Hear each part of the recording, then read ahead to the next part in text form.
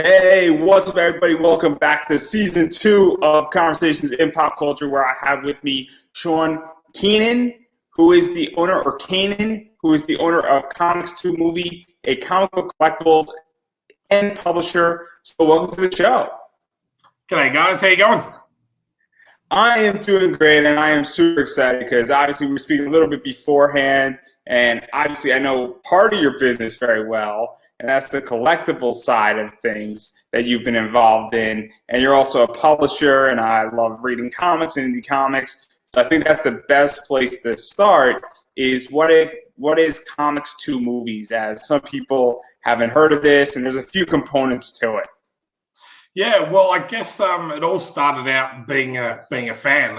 As you said, we were talking off air about being collectors and those type of things. So I started Comics to Movies in Australia, where I thought there was a bit of a gap in the marketplace for limited edition collectibles. I did travel to a lot of international shows, so I would buy a lot of show exclusives and then bring them back and resell them at conventions here in Australia. So that's how Comics to Movies started, but it's kind of evolved from there into a graphic novel and publishing company. I published my first comic, The Extreme Champion Tournament, in 2014. It's now the #1 selling series in Australia, and we've got 4 other series that we publish as well. So we've got a sci-fi series called Terra Olympus, a alternate history series called Talos of Sparta, and then we've just released our latest series on Kickstarter, which is a cyberpunk dystopian detective series called Fractured Charge, which is pretty cool too. So we're going to talk a little bit about the collectible side, because I love collectibles. For those who don't know, I'm actually working on building a comic book investing class, and I'm very excited about that. And that's still sort of hidden down, trying to release it by the end of May is what it's looking like. But what is the collectible scene like in Australia? Because I know the U.S. market. I do not know what Australia looks like, and it's a whole different ball game. So like, what is that like, and what is even accessible in Australia? So I'm a massive Star Wars fan. So a lot of our stuff comes from the US. Probably a bit more now from the Asian countries like Singapore and Japan as well for some collectible pieces. But we've only got 25 million people in our whole country, and our country is the size of North America. So, considering you've got about that many people in just New York City, it kind of shows you our market is nowhere near as big as the US market. But, to say that we've got an appetite for collectibles and everything like that. And, I see over the last probably 5 to 10 years where pop culture has kind of exploded, that you see more and more collectibles in mainstream shops and that type of stuff. We never had your Hot Topics or any of those type of stores that you've got in the US. But we've started to see those type of stores pop up over the last 5 to 10 years now. So you can get your little pop vinyls and to your higher end sideshow collectibles and that type of stuff. But I'm setting up my cinema room at the moment. I've got all my Star Wars posters up, but I'm getting a cabinet built for all of my statues and everything. So to even go further off of this, because obviously Hot Topic, Box Lunch, FYE, Target, GameStop, which might be a dirty word, today in Congress, I don't think too many people are too happy with them here. But even with all that stuff now starting to pop up, I mean, you're still bringing in stuff that you really can't get in Australia, because I don't know how many Comic-Cons you have in Australia. I don't know how many people are, going as far as comic book stuff going to Australia. And so you're solving that problem in many ways, because the people who want it, obviously want prints, they want comic books, they want things that can only be picked up in the US or in the UK. And so what is that like? That A, you're making money doing it, which is cool, and B, you're also giving people what they want, and they can actually see it and get it in their hands and don't have to deal with all the shipping and all the hassle, because that's what you're really solving in many ways. And so I think it's great. Yeah, I think my biggest issue is that I want to keep half of the stuff for myself, being a collector. So sometimes that's a little bit hard. But yeah, I think shipping is the biggest killer for us. So even if you're wanting to get one print of, say, J. Scott Campbell, who's one of my favorite artists, just to ship that print over is almost double the price of what you would pay for the actual print. So, either being able to buy in bulk, or if I'm at a show, being able to buy several different items and then bring them back. I'm then able to sell them at a reasonable price without it being that double the price that you would usually pay if you're shipping. And being a collector myself, like, I always wanted to make sure that all of my items were at a reasonable price type of thing. So, and then from the publishing side, it's given me the opportunity then to go over to the US and do US exclusives for those type of shows. So, we've had the first ever Australian San Diego Comic-Con exclusive, not last year, the year before. So that was super exciting. I've done a show in Texas that we did a exclusive comic for just that show. So it's given us the opportunity not only to bring it back to Australia, but open up some doors to come over to the US and do some exclusives over there as well. And I can attest, shipping is insane. But I will say that the one item I ordered from Australia came beautifully. I don't know how it came perfect and immaculate. It was a Pop Funko. Came in no protector, was tight, snug in the box, and it was like the koala bear raising when you guys had that fire. And the koala bears, from, like, I think Pop Culture. Yep. Pop Culture, yep. And so I don't know how it came immaculate all the way from Australia, because I've ordered Pop Funkos from eBay that were 3 miles away from my house and they've come beaten up. So clearly, you guys know how to ship things to some degree. Pop Culture, I have to admit, out of all of the places to get shipping from, those guys are phenomenal. They have got it down pat. And again, it comes from the guys that work at the store. They're super nice guys. Their store's about an hour away from me here in Melbourne, Australia. They're down in Geelong. But they are collectors themselves again, so they know how to pack everything and they take that time and care. And I think that's the big difference between, you mentioned, Kmart, GameStop, and a lot of these other bigger places. It's all about moving volume and generating a profit rather than that actual collectible side. How many times you've gone into Kmart and you see the boxes already dinted and, they've just been thrown on the shelves and all that type of stuff. Pop Culture, really, I find, really prides themselves on, looking after all of their merchandise even before it's sold. So. And it was worth every cent, because I thought it was going to come beat up. And I will say this, it was perfect. And I was completely shocked how it came, and I was very happy with them.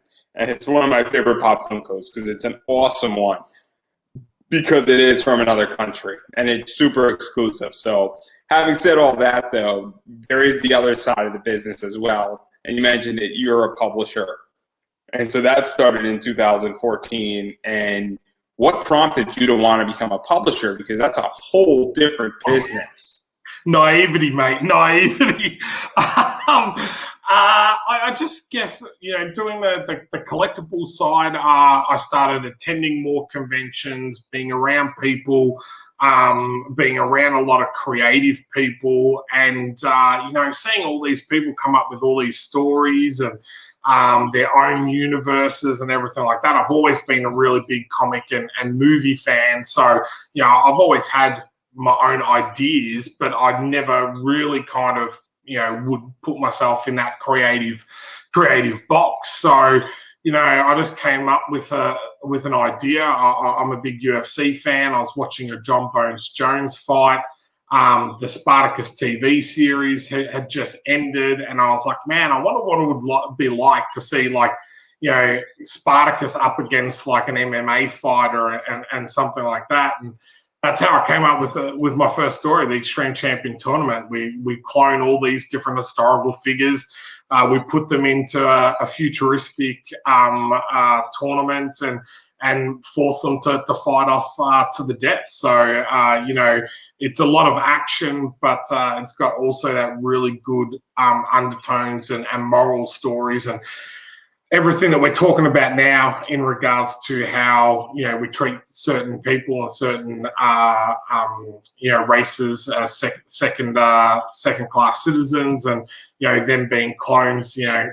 Is it right to treat them the way we do? So there's that blurred line of morality type of thing. So yeah, and to even go further with this, because the basic premise of this is that pretty much archaeologists find a bunch of heroes that were supposedly dead.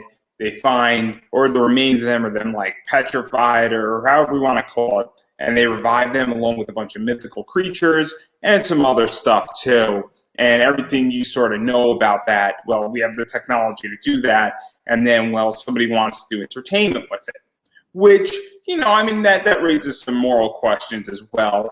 But at the same time, I think it's to some degree perfectly fine at the same time with it in all this stuff where somebody says, hey, this is a great opportunity to entertain a massive amount of people as a sport. But then we get some other stuff going on because the person who wanted to revive a bunch of these people has their own position, and they're treating, obviously, Spartacus and the other people. Spartacus is sort of, I think I could say it's Spartacus, right? Because it is. And so they're treating Spartacus differently, and these creatures / mythical elements, beasts, differently. And there's stuff going on. And then it's also this idea of how is that relationship working out between Dr. Frank Stein, who revives Spartacus, and Spartacus at the same time? And how is that relationship all coming together? And how are they becoming different towards each other? And so there's a lot of stuff going on here beyond just the fighting and the bloodshed and the gore. There is this other idea. I don't want to say it's a parent-child relationship, but it's got a little bit of that vibe in it. 100%. It's definitely that that father son type relationship. You've been taken 2,000 years out of your element and then thrust into this whole new world where everything is new. And, the first face you see is this person that's cloned you. So, there is that little bit of, you latch on to the first thing that you know and see, and then how, I don't want to say Stein manipulates him, but, kind of gets him to do what Keenan, the guy that is running the organization, what he wants him to do, and the reasons behind that. So, and we throw in like little teasers in issue 3. We've got Spartacus actually going to a convention, and he just sees like how popular he is and everything. And if anyone's been to a convention and gone up to a celebrity, you can hear the first person go up and say, oh, I'm your biggest fan. And then the person behind him comes up and goes, oh, I'm your biggest fan. And then the person behind him comes up and goes, oh, I'm your biggest fan. And Spartacus is like looking at his handlers going, am I going to hear this every day? Like, of every single person. Like, so we had a little bit of fun with it as well. And that kind of breaks up the action and the seriousness of the story as well. And then even going beyond this, because I'm a big variant collector, I love variant covers, and you do a lot of them with this series in particular. I think you got 3 or 4 per issue, if not more. And so what was that like? Because obviously you're giving a lot of people work, which is awesome. And I love when publishers actually give their creators and other creators work. And I also think it's really nice the fact that you have multiple choices for what you want to give, because I like certain art styles and people don't necessarily like my art styles. And sometimes I don't like a certain art style, but I think that cover is awesome and I need to have it. And Yeah. I'm a big Zenescope fan, and they do that. And I like the fact that I have a big choice on what I can choose exactly. And sometimes I want to buy in all of them because they're awesome. Yeah, and I think that hits two markets. I think you hit the nail on the head there. You've got the people that want to read the series, and we'll always do a cover by the interior artist because I know that, and I've been bitten by this before, where you pick up a book and go, oh my God, this is beautiful, and then you open up the book and go, that is nothing like what the front cover is, and it's because the cover artist is not the interior artist. So we've got that as our standard, cover and everything, because we're like, okay, if you're going to read the book, here's the standard cover of the interior artist, so you know exactly what you're getting. And then for those collectors, you've got 100%, as you said, you've got those ones where you just want to do a really cool cover, and people want the actual book just for that cover or just for a collectible item. So we've always done two, and it's our latest Kickstarters that we've kind of branched out to do a few more. So the last one we did like a Virgin cover, because that seems to be something that's really popular, where there's no trade dress or anything like that. So it's just the artwork. And when you have a really beautiful piece of artwork for a cover, I can understand now why there are version covers. I was one of those people like, oh man, seriously, that's a bit of a rip-off or a cop-out. But when you have such a beautiful piece of artwork, just to see that without anything, kind of all over it is really beautiful. So yeah, we've just started to kind of, cater to both of our audiences, those readers and those collectors. And to even go further into this, because I think this is super interesting. So as far as business goes, also variants do fetch more money. They attract a certain customer. And, this is a debate, and I've had it on this show a few times with a bunch of people. And there's two sides to it, where some people say, hey, look, I want people just to read my book for what it is. And I want somebody to come because they want to read the story and they like what it's going. And people say, look, I like that too. But I also understand that if a variant brings somebody into this because of the art, well, I did make the sale, and I made the sale not at a $5 price point or a $7 price point, but at a $20 price point. And now maybe they're going to read the story as well, or maybe they're not, but still they bought the product, and that keeps the business afloat. You're a publishing house in many ways, or if you are a publishing house or you're producing comics and you got to sell your book. It doesn't really matter if it's being read at the end of the day if you're getting those sales. And I know that sounds very anti-comic, but like, how do you figure that out? Because I think it does help tremendously, and I think comics are a business. 100%, and I think that last statement that you just said is the part. Is comics are a business, and I think people forget that side of comics. Like, comics is great. It's creative. It's an outlet. It's exciting. It's all those type of things. But it is also and fundamentally a business. If you want to continue to create and continue to produce stuff, you then need to make a certain amount of money to be able to keep doing that. Unless you're just going to fund everything out of your own pocket, and financially, I just would not be able to afford to do that.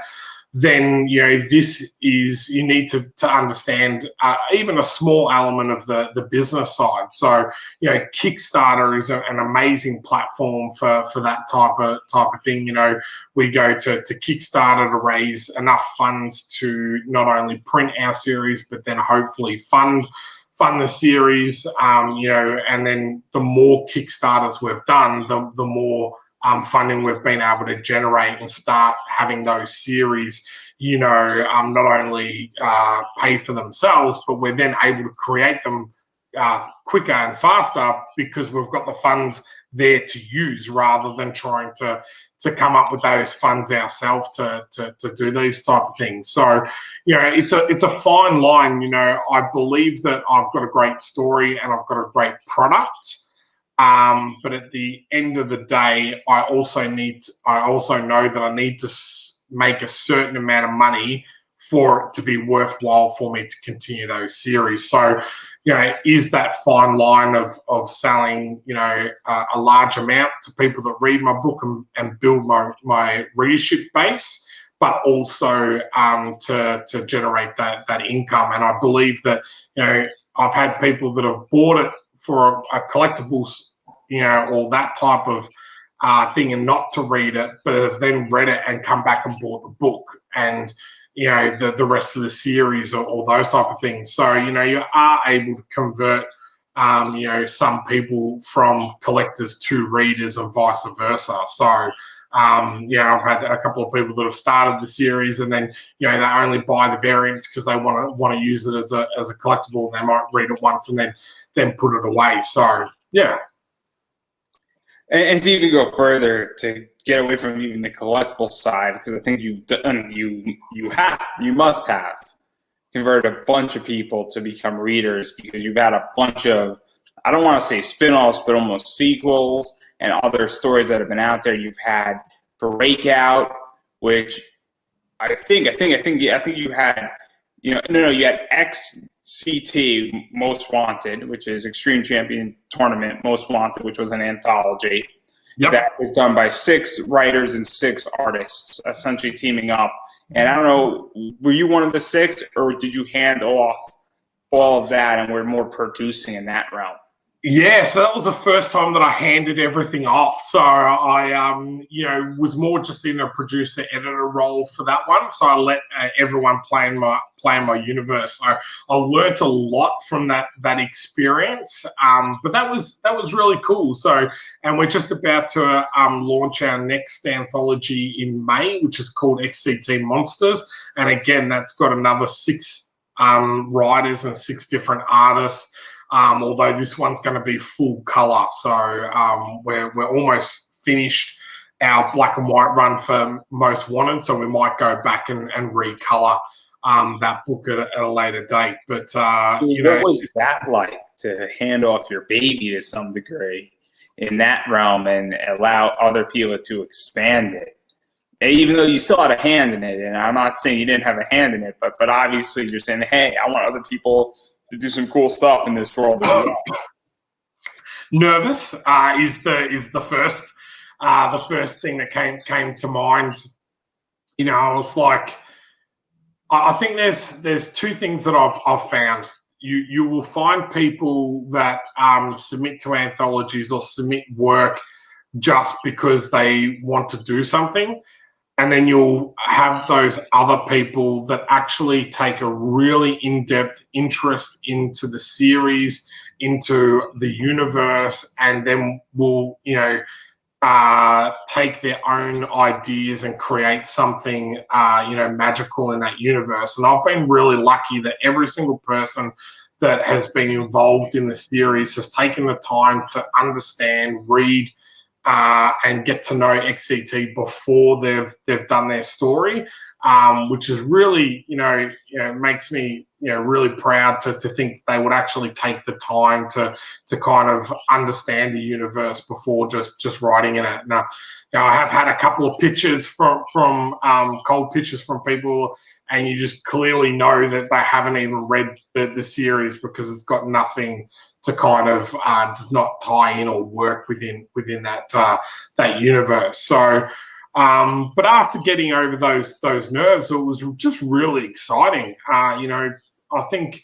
with anything, you talk about TV series, they have a writer's room, they have a group of people. It's not just one writer that writes everything. And doing an anthology is great. You just have people coming with all these different ideas that even I didn't think of, that has kind of spurred extra things in the universe. We've got one character in the series now called the Hunter, and he came out of the anthology. We did not even have him in the main series or anything. It was was created for this short story. He's actually got another short story in the next anthology, and is now gonna show up in the series. And I credit Hanu, who's a Norwegian writer, for creating that character, because I would not have come up with that character if it wasn't for the anthology and letting him play in my sandbox. So. And to even go further off of this, because obviously the anthology comes out, and then I sort of teased it and dropped it a little bit, but you also have Extreme Championship Tournament Breakout comes out. You also have Fractured World comes out, and then you have Infinity Wars that's coming out as well, that came out, which is also, I think, crossover with the game Infinity War. Yeah. Australia's first video game comic crossover as well. And so obviously there's a lot of material here that Spartacus and his friends, I suppose, because I don't know how many people you could stab with a spear and still call your friends, but but having said all that, obviously they're sort of called upon to save the world in many ways and stop evil and deal with politics, and perhaps because you're digging and reviving, not everybody is good per se in this world that's been revived, and maybe there's other people who are also reviving things that shouldn't be revived, and that's sort of everything that's going on. And I'm trying to be very ambiguous, so I want people to actually go out and say, oh, that sounds interesting, let me go buy it now. But obviously there's a lot of stuff going on. Yeah, I think naming it the Extreme Champion Tournament, my idea was not to have it in that tournament setting all the time.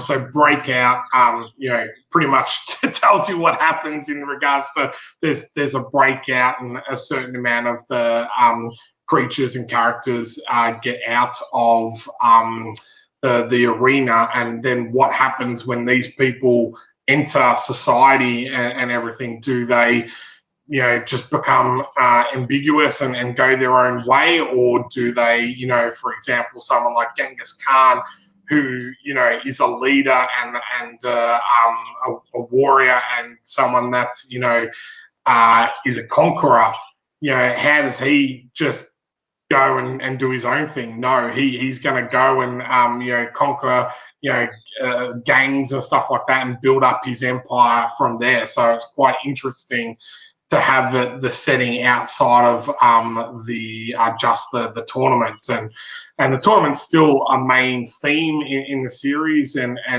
you will have new characters that are introduced through that way. But it's nice to see Spartacus now out in the world, and how he kind of feels about what happened, and without stealing it, giving away too much information. But I have to say, one of my favorite stories is a short story in the anthology, and it's based on Achilles and Enyo, which is pretty much Patroclus' character, but we've changed it into a woman. And if anyone remembers the Terminator scene where the Terminator walks into the police station and just obliterates all the police, this is kind of what Achilles and Enyo are doing, but he's telling his story at the same time, and he's like, Achilles, you're always saying, well, he's a honorable person and everything like that. Why would he be doing this? And towards the end of the story, he's like, well, you guys are the enforcement of this era. You are the guys that are supposed to protect people, yet you're sitting there and watching us die for your entertainment. Who is the bad guy, me or you? And I love that kind of, twisting things around and making you really look at yourself and go, okay, well, again, from a Star Wars reference, it's all about a certain point of view, about who is bad and who is good. So. Yeah, there's a lot of shit going on in this. And one of the I like that. There's a lot of shit going on. And then one of the things that I just want to mention is that this won an award as best comic series at a film festival. I believe at AFIN Film Festival in 2020. Obviously, I'm assuming that it would not happen in 2021 due to COVID and everything that's going on. Obviously, we are practicing safe, things in society, and we're all being adults in the room. But what was that like, getting that award for this series? Because, I don't think you need it, because sales prove everything in life. If you're doing great sales, you don't need an award, but you want one. That's what it's about. 100%, mate. 100%. You don't need one, but you want one. I'm unfortunately was in the only state that was in lockdown last year. So this ceremony was in Brisbane, so I wasn't able to go, but they did allow me to film an acceptance speech, and that was prior to me knowing, and then they streamed it live just for people that weren't able to come. So my wife was actually filming me while the awards was on when it got announced. So on my personal Facebook page, you can actually see my genuine reaction when I found out that I won. I was really surprised, really shocked, but also it kind of gave me that justification and that validation of all this work that I've done. And really kind of, I guess, inspired me to kind of push forward now and do this, try and do this more as a full-time occupation rather than a part-time thing. So, and we're going to table that series for the time being, because I want people to go check stuff out. Obviously, another anthology is going to be launched in May. I have a feeling it's going to be launched on Kickstarter, if I'm correct. Yeah.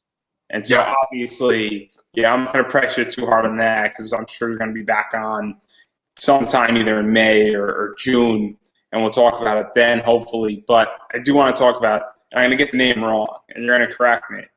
Teramis, I'm going to get the name wrong, and you could correct me at any given point. So Terra Olympus. So it's like terraforming and Olympus merged together. Terra Olympus. Okay. I'm not even going to attempt. I know when I am defeated, and I hold my head high or in shame as I exit the room. But having said all that, obviously Earth is a distant memory. Humanity lives in space on a station. That's the graphic novel's name. I'm not going to attempt it, everybody. Clearly, as I stated, my head is held in shame here. And Mai is one of the best engineers on this space station, and pretty much she figures out there's no problem she can't solve, and then she realizes there's this massive problem, conspiracy going on, and sort of takes things in her own hands to some degree, sort of sneaks aboard a ship, and it's kind of like going from one situation that's bad into another that might not be fixable, or might be just as bad, or might be worse. And it's the complete result of that. And it's obviously, the first volume is about 48 pages, and the second volume is 54 pages. So where did this idea come from? And even going further, what made you want to do it in 2 volumes and then add to it? And is it finished?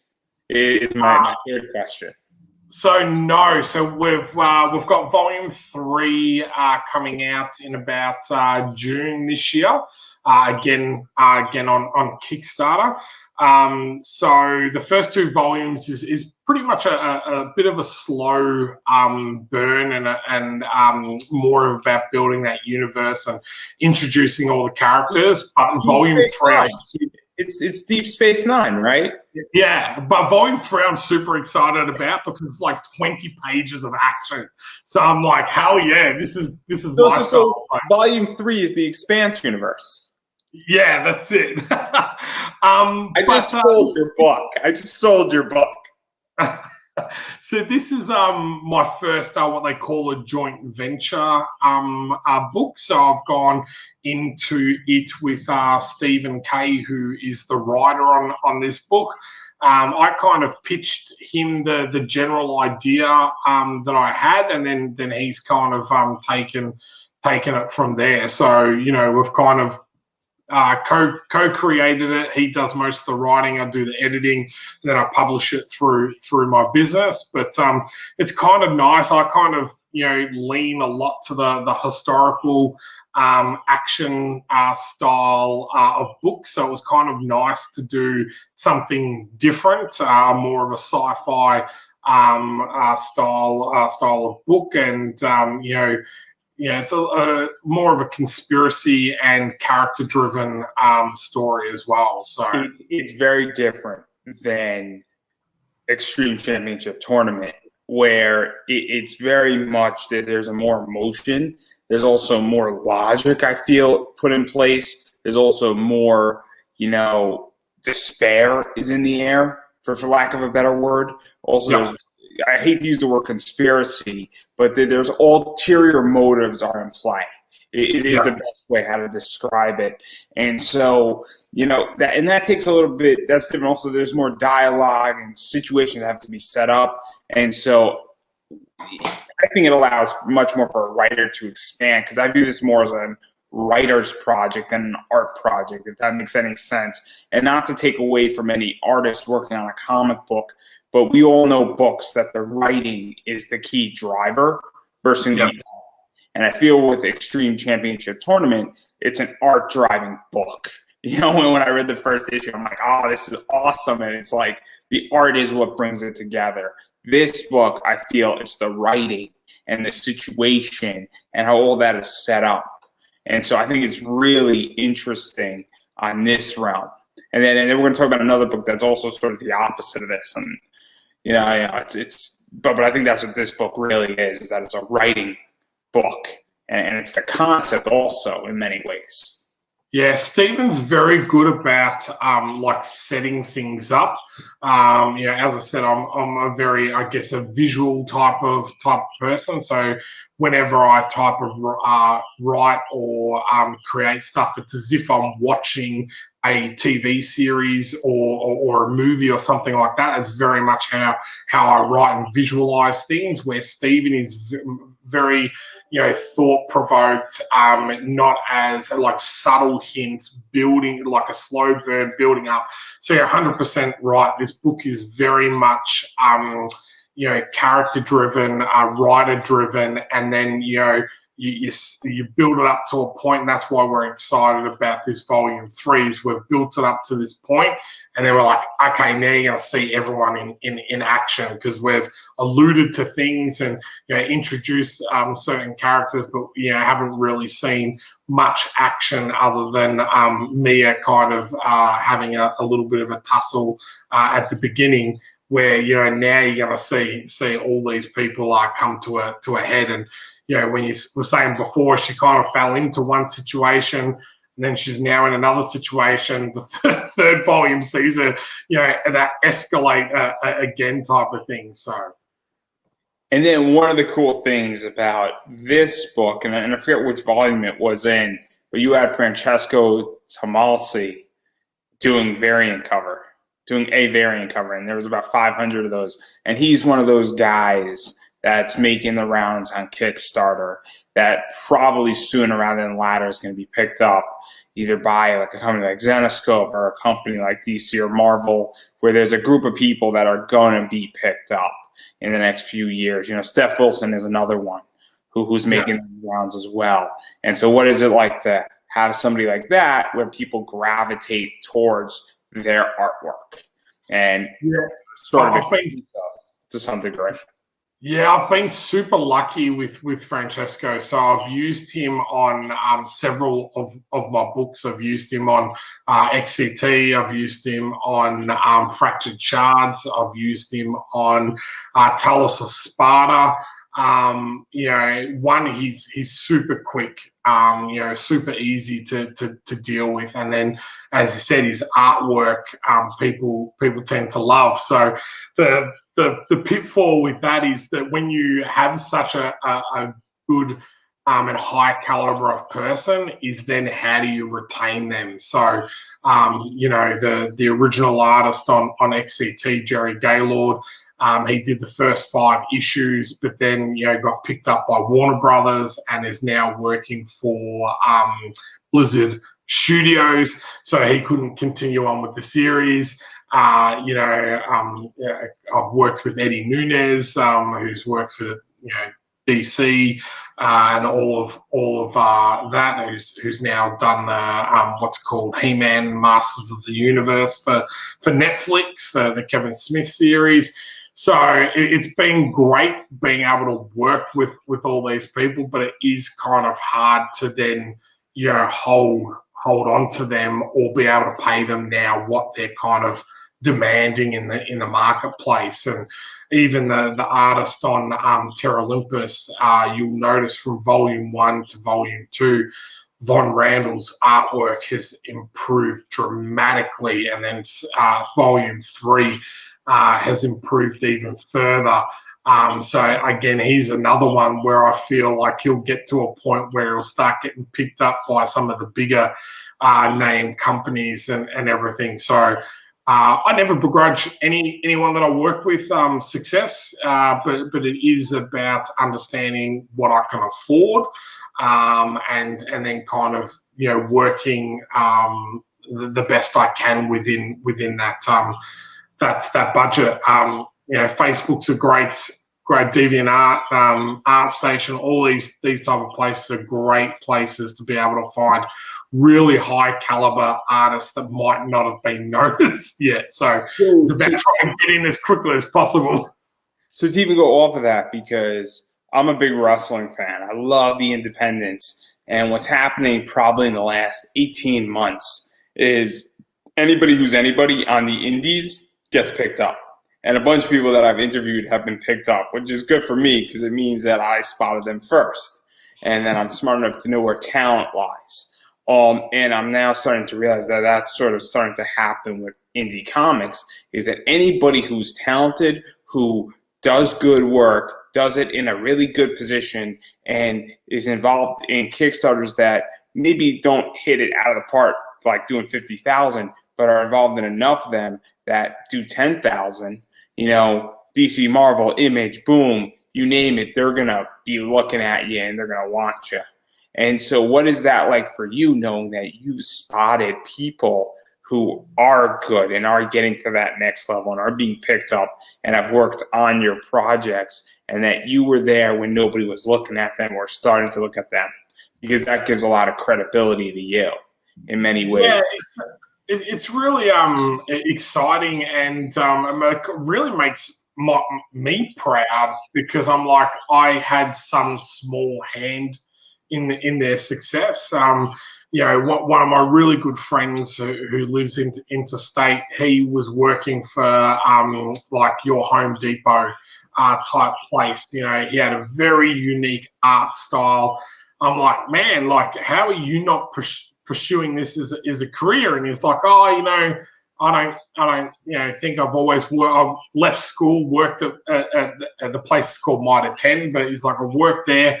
I've never thought about doing anything else. Well, he worked with me for a couple of years, and, you know, honed his craft and did certain collectible stuff for me, limited edition prints and all this type of stuff. And he then, you know, chucked this job in, has been picked up by a children's publisher, and has, you know, produced, I think, about 10 or 15 books in the last 2.5 years, children's books, and is phenomenal. And, you know, I've asked him to do me a variant cover the other day. He's like, man, I'm sorry, but he goes, I'm like booked 6 months in advance. I've gone, well, okay, I'll book you in 6 months in advance. I'll have something different in that time, but let me book you in now, because so. Yeah, it makes me kind of proud to know that I've had, you know, some small part to play in their success. And then also, I just feel from the flip side of that, it does give me some credibility and validation in the marketplace to say I have worked with this person and this person and this person, and that's where they've gone on to do, and that type of stuff, and hopefully then that gives people some, confidence if they work with me that they might be able to reach that next level as well. Yeah, and then obviously I just want to jump into the next one. I want to tackle this one quickly because I do want to talk about fractured shards because I think that concept is brilliant with fractured shards. But obviously I want to talk about Talos of Sparta, and that entire premise is that basically a Spartan's father dies, and then he sort of has to take over his conquest and his position and defend, against a bunch of enemies. And he might be related to King Leonidas, might not be, might embody him, it might be King Leonidas, I don't know. And obviously, this is dating back to Extreme Champion Tournament and that comic a little bit, but it's obviously a whole separate venture. And so what is this entire comic like for you to do? Because it is different, where it's got more of a 300 vibe to it. And when we talk about credibility, I think it does add a lot of credibility that you can go do a sci-fi, be involved in it, edit it, work on it, publish it, and then go back to, something that's similar to XCT, and then but do it now more in Frank Miller 300 style. And I think that also adds to credibility that you're not a one-trick pony. Even when you go back to your roots, you do it differently. Yeah, I'm super passionate about this project. I love the 300. I love mythology, and I love what ifs. That's the other thing I love. So the whole premise around Talos of Sparta was, what if Sparta defeated Rome? So they became the powerhouse of Europe rather than Rome. So if you know much about the Spartan culture, they're all about warriors and having a glorious death. But at the same time, although they expanded, they were never ever about conquering. They were never a nation that wanted to conquer. They did expand their regions, but it was not their idea. So my whole idea was, how exciting would it be in that era if Rome wasn't able to kill off or get rid of all of these native cultures? What would happen? And I like the idea of this Scandinavian or Far East side tribe that was not defeated by Rome, has been left to fester and grow, and has grown in strength, that they now can come invade Europe, and that's where you pick up on Talos's story. So it's really exciting. It's something different. Again, it's quite, you said before, quite a visually based story, but it's got a really strong feel and language and society system based around it. So Christoph Borgas is the writer on that, and he kind of took my idea and where I wanted to go with the story and just kind of elevated it to that next level. And he's got picked up by Scout Comics. Now he's got a book coming out called Volume soon, which is, I have read it, is absolutely amazing. And this guy is going to go on and do a lot of good stuff. So I've been super excited to have him on the series. He's written the first 3 issues, so we've got that down pat, and really excited to get this printed in the next couple of weeks, where we've actually got the whole book finished now and is ready to go off to the printers. So that was obviously done on Kickstarter. So when, after the Kickstarter stuff gets out, when is that going to be readily available for people who didn't back it on Kickstarter? Because obviously some people are going to want it, and then I definitely want to direct people to where they should be able to find that eventually, whether it's a month from now or 2 months, or if it's going to be, almost immediate. at this point, because we're in a fast economy, everybody. Yeah, we are. So the good thing is I've got my own website, which is comicstomovies.com.au. So next week we will be putting up the pre-order link for it, so you can purchase it straight off our website. So pretty much as soon as we've fulfilled the Kickstarter, we will send out the orders. So pretty much at the same time the Kickstarter goes out, people will get those as well. So we understand when we run Kickstarters, it does depend on people's financial positions during that month that we do the Kickstarter. So we don't want to penalise any of our long-standing fans and that were not able to back at that time. So yeah, so pretty much so next week will be up, and then about a month after that it will be ready to be shipped out. So. Yeah, and having said all that, if you are in that position where you don't have money in a particular month or a particular week, or for whatever reason there's 10 Kickstarters that you need to back and one has to drop, it happens. There's a lot of cool projects out there. So what you're really only giving up is all the stretch goals, the bonuses, probably a lower price point to some degree, and some other cool stuff that obviously comes with Kickstarters that you can't get just by ordering off your website. And so I want to make that crystal clear that, the actual story isn't changing. It's all those bonuses and exclusives that are Kickstarter exclusive that is giving up first. If you're just say, hey, I just want to read the first issue of this and have a cover A because I find it fascinating, well, there you go. That's the answer. So moving on from there, I do want to talk about one more comic that you're working on, and I am a big Cyberpunk fan. I love Cyberpunk. I have a golden baseball bat in that game. I use it extensively. I have the skills with it. I'm just saying I pulled it out of the cement. And if anybody has played Cyberpunk, they know what I'm talking about. Keanu Reeves would be proud. But this is a Cyberpunk story. Obviously, I don't know if this was a direct response to Cyberpunk sort of coming out, or if this was something that was planned ahead of time. But basically, we have a detective working sort of in the slums, half human, half cyberpunk world, and well, there's some dark shit that happens. And it's kind of this idea that he's going down possibly a disturbing truth in both worlds that are colliding that might make him not come out okay, to put it bluntly. So think of iRobot, the third one, by Asimov, and I'm a big sci-fi reader.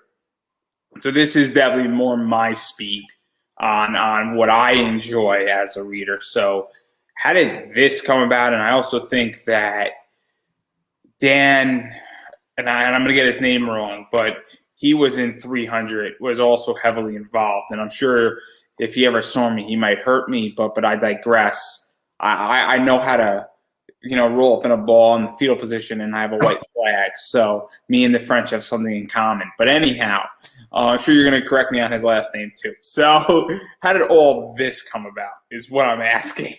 Yeah. So Dan Furugel, he played Agron off the Spartacus TV series for Stars.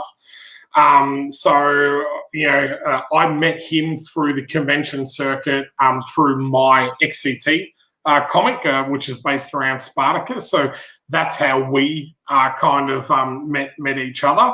It was about 2 years ago at a convention that we were sitting down having a drink, and he pitched me this detective story idea. He's like, I've got an idea for either a TV series or something like that, and kind of came up with this idea. Then last year in 2020, when everything happened with COVID, we were trying to reach more of an audience because we weren't doing any conventions. That we started to do a live YouTube show called Comics to Movies and More every Sunday night. And I asked him if he wouldn't mind coming on the show to talk about, being an actor from Australia, living in the US and that type of stuff. And he did. Then after the show, we kind of were just chatting and talking, and I said to him, I've gone, oh, have you ever thought about that idea that you pitched me? Would you do that as a graphic novel or a comic book? And he's like, hell yeah, that's a really cool idea. And I was like, you know, my co-host who's Steven, who writes Terra Olympus, he was like, I would love to do this. Can we make it cyberpunk? He's like, I've always wanted to do a cyberpunk story. I said, hell yeah. Dan said, hell yeah. So that's kind of how it came about. So we had a pretense to the story and the detective already. We've kind of added in the cyberpunk element and then created this universe around that. So it's been something that was in the talks for a couple of years. But Cyberpunk, the game coming out, and that happening to coincide with our launch was just pure coincidental. But it was great in regards to the marketing around it, because we were able to do things like use the hashtag Cyberpunk 2077 and those type of things to get eyes on the actual Kickstarter page as well. So, yeah. So to even talk about that, because I think this Kickstarter just wrapped up, from my understanding, less than a week ago, from my understanding as well. And so obviously, Cyberpunk has had positive reception. It's had negative reception. I personally love it. I haven't had a problem with the game, and it's enjoyable as far as the game goes. And I think it's done a lot of positivity for the entire Cyberpunk community. Obviously, Daft Punk plays in that. The Weeknd at the Super Bowl. Let's not kid ourselves. That was cyberpunk-esque, I would say. It was also Michael Jackson-esque, but that's neither here nor there. And if you didn't pick up on the entire masks when they were out on the field, but I digress as well. So what was that like? Because this is obviously something that I think is becoming more prevalent moving forward in 2021. And I think Cyberpunk is here to stay for another 3 or 4 years. And I think it's one of those topics that's on a trend right now. And I don't know if it's going to become a staple, but I think it's here for another 3 or 4 years at the minimum. And so I feel like, either by coincidence or by being really smart and analyzing what was happening, you're right in that sweet spot. And I think there's going to be a bunch more Cyberpunk stories that are coming out. So what is that like, to be in that nice sweet spot, right time, right place, right? Yeah, I think because I'm so immersed into the pop culture industry myself, I think sometimes you get influenced without even realizing it.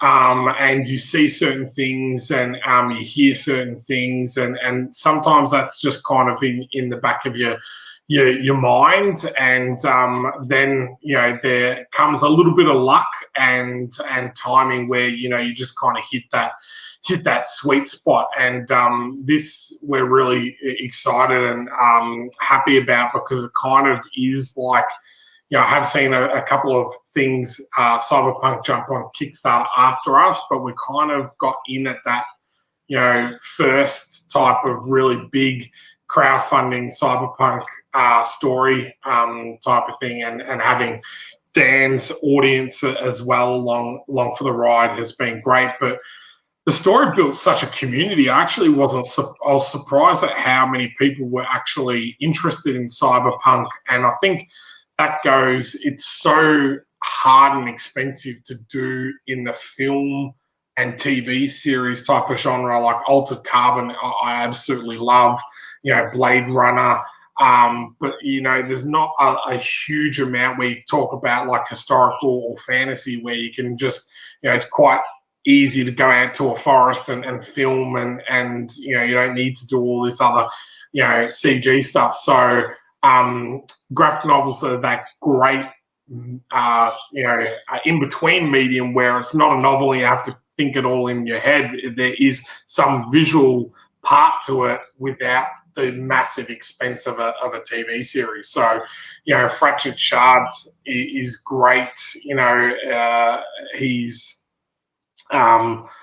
got a very gritty side to the story, but also it shows the difference between the slums and the lights, where all the opulent people live. And I think that is something that people are quite interested in at the moment as well. That the rich seem to be keep getting richer at the moment, the poor keep getting poorer. And it's interesting whenever I come up with stories, it always seems to be reflecting what's happening in society, or stuff that I see in society as well. So I think there was a combination of those things, and then, as I said, a little bit of luck and timing as well. Yeah, and I think it's fascinating. I think the entire genre is super, super interesting. And I think you hit it right on the head, where obviously, because I think this story goes even beyond that, as far as I think it goes down to humanity. And I think it's very much, cyberpunk goes in two directions. It either goes completely cybernetic and this fantasy world, and there's no human element to it or a lack of it, or there's this human element where people have enhancements that are added on to them, but there's still humanity in it. And it goes Yep. one of two ways. And I think you're going, there's still humanity in here, in these people, despite how they look, despite their attachments, despite their prejudices towards people who might go one way and they don't go the other, which might be in play here to some degree as well in this entire book. And I'm purposely avoiding certain things because I have a pretty good idea of where it's going. I'm just going to leave it at that. But having said all that, I think you did very well with this. And I think that collectively with these four series, and in particular this one, in the middle of COVID, everything's been shut down, everything has been tightened up. Obviously, certain countries are not accepting shipments for books. Shipping has increased dramatically. Shipping has taken longer. The post office isn't working in the U.S., and I would imagine in the world it's very similar, as well as printing things and all sorts of other problems that weren't happening 18 months ago are happening. And obviously, Australia has a smaller market, and you tend to travel a lot outside of Australia. And I would imagine you promote heavily your books. And so, what has that been like? Because you seem to be killing it. And I don't want to say like killing, like, oh man, he's doing better than ever. But you seem to be doing all right, considering that everything is fucked up in the world right now, as far as cons and stuff. Yeah, man. I tell you what, I feel sometimes really guilty when people go, "Oh man, 2020, I can't wait for that to be over." It was a horrible year because for me, it was like my most successful year creatively, and for my business in almost the whole time I've been running it, and that's for two major reasons. Was one, I launched more on Kickstarter and was able to raise funds that way, but also that I had next to no expenses because I wasn't flying, because I wasn't paying for tables, because I wasn't paying for accommodation, because I wasn't paying for fuel, because I wasn't paying commissions to all my artists that do all my work for me for the conventions.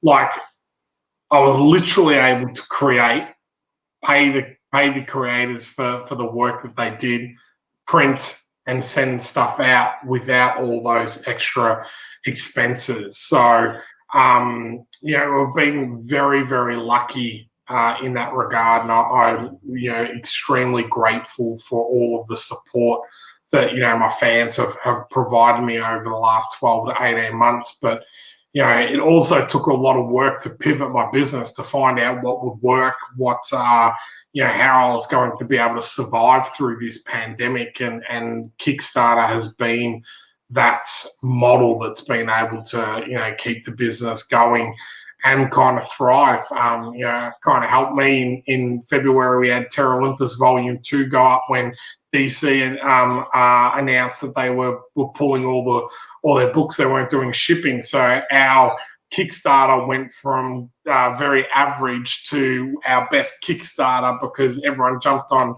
on Kickstarter and was like, okay, what's coming out that I can get in the next month or two. So. And to even go off of that, and I'm curious, where do you think cons are going? Because obviously, I don't think anything's going to happen in 2021, despite everybody wanting it to.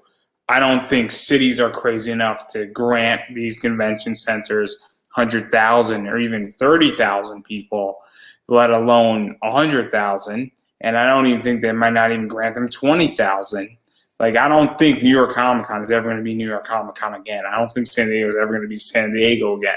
I don't think a con in Texas is ever going to be like a 45,000 person convention ever again. And so I'm curious where you think it's going, and where do you even think creators are going with this stuff? Because it seems to me that everything is moving Kickstarter, e-commerce, digital, so where is that all going? And where do you feel? How are you adapting?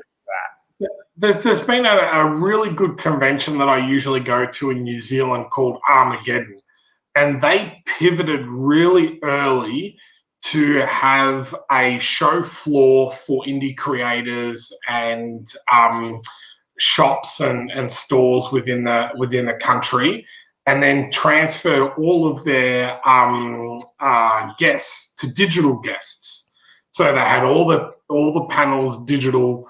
They organised all the signatures to be done off-site and or internationally, and then shipped to them and shipped out to the people that bought signatures and stuff that way.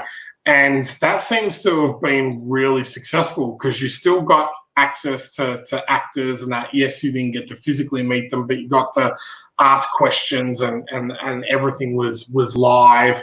You still had the option for autographs, although you didn't have options for photos. And then more money was spent on the show floor at those local stores and those indie creators. So my mate was like, man, I did my best convention ever. He goes, because there was no guests here. So he goes, that $70 to $80 or $120 if they were getting multiple signatures, they still had that money, so they were now spending it here on the show floor. So I'm surprised here in Australia that some of the bigger companies haven't already done that. I think they're still a little bit naive and that wishful thinking that they're hoping that everything could just go back to the way it was. And you'll find the people that have been the most successful over the last 12 to 18 months are those people that have pivoted early and pivoted straight away. This New Zealand convention, they're up to their third or fourth convention during the pandemic. The ones I usually go to here in Australia, there's two major companies. They still haven't had one yet, not one. Well, in the States, it's complicated because what you just described in the States, there's about 2 or 3 companies that are doing that.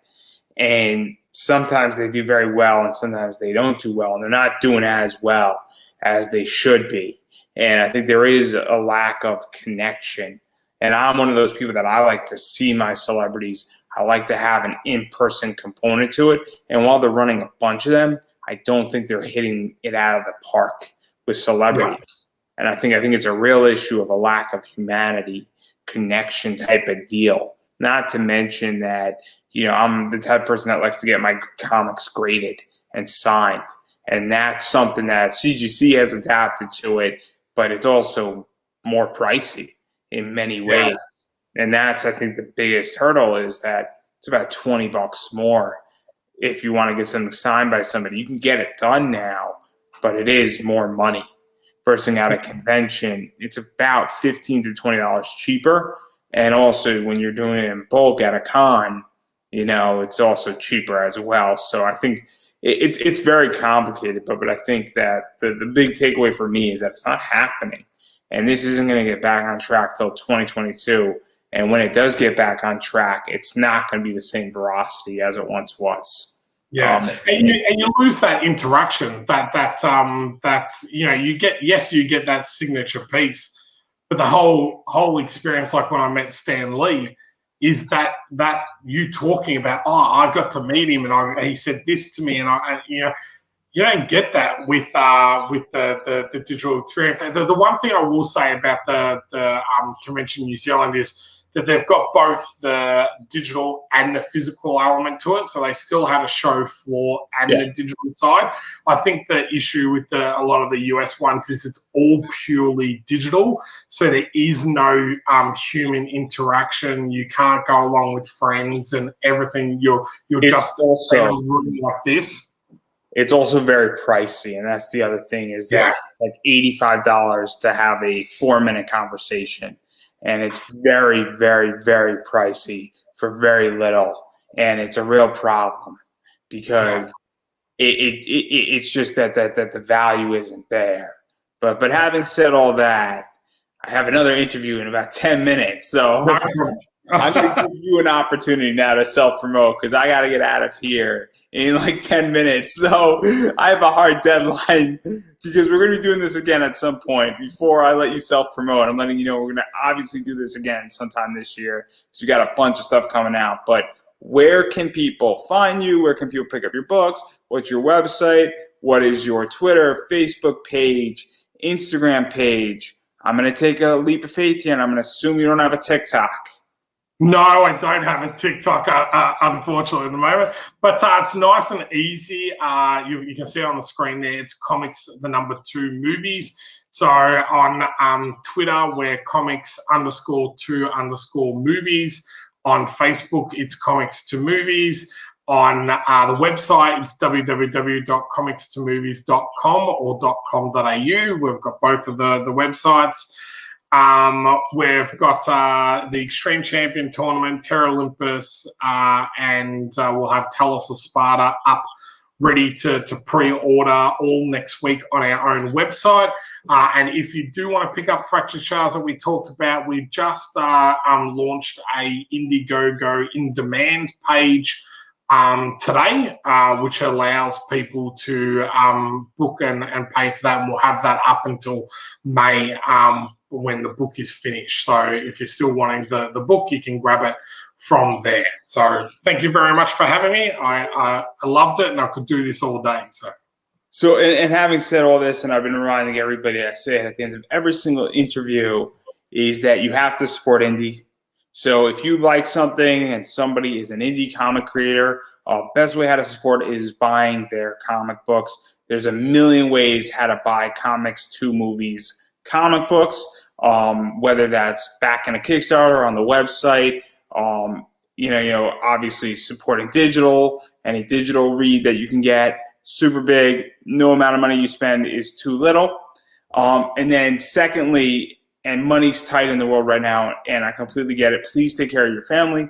Make sure 4 walls are surrounding you. Make sure your water, heat, electricity's on, your internet's on, your mortgage is paid, your rent's paid, your car's working. Please make sure that you are functioning and that you are safe. Make sure your dog is fed, make sure your family's safe. But that means if you're in that situation, you can't support economically, you should be following on social media, checking out websites, sign up for emails. Super helpful, super important. This way you'll stay informed, and when things do get better, you'll be in a better position so that you can support and you won't be out of the loop. And so definitely do both of those things. And I'd just like to say thank you for being on. I appreciate it. Obviously you're in the future technically since I'm in the US. He's in Australia, in case you didn't get that, everybody, from his accent. I'm in America, so technically we have time travel through the internet, and we are speaking in tomorrow for him and in the past. So I am speaking in the future, and he's speaking in the past. So having said all that, I think that's the perfect place to end, unless you would like the final word. Thanks so much, guys. Have a great day.